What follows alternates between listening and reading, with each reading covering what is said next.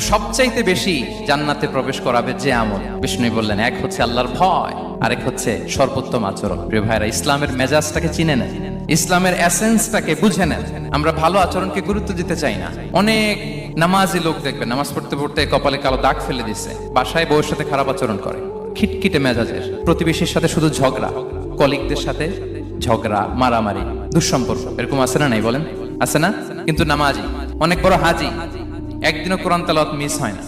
তো এত আবাদত করেও সে ইসলামের আসল এসেন্সটাকে ধরতে পারেনি। বিষ্ণু বললেন, সবচেয়ে বেশি জান্নাতে প্রবেশ করাবে যে দুটি আমল, একটি হচ্ছে তাকওয়াল্লাহ, আল্লাহর ভয়, আরেকটি হচ্ছে উত্তম আচরণ, সর্বোত্তম আচরণ। তো আমরা যেন উত্তম আচরণের অধিকারী হই, আমার স্ত্রীর সাথে যেন ভালো আচরণ করি, প্রতিবেশীর সাথে যেন ভালো আচরণ করি, ছেলে মেয়েদের সাথে যেন আমাদের অ্যাটিটিউডটা ভালো থাকে, আচরণটা ভালো থাকে, কলিগের সাথে যেন ভালো থাকে। বিশ্বনবীর আচরণ যেমন ছিল তেমন আচরণ যেন আমরা গড়ে তুলতে পারি। আওয়াজ করে পড়ুন আমিন।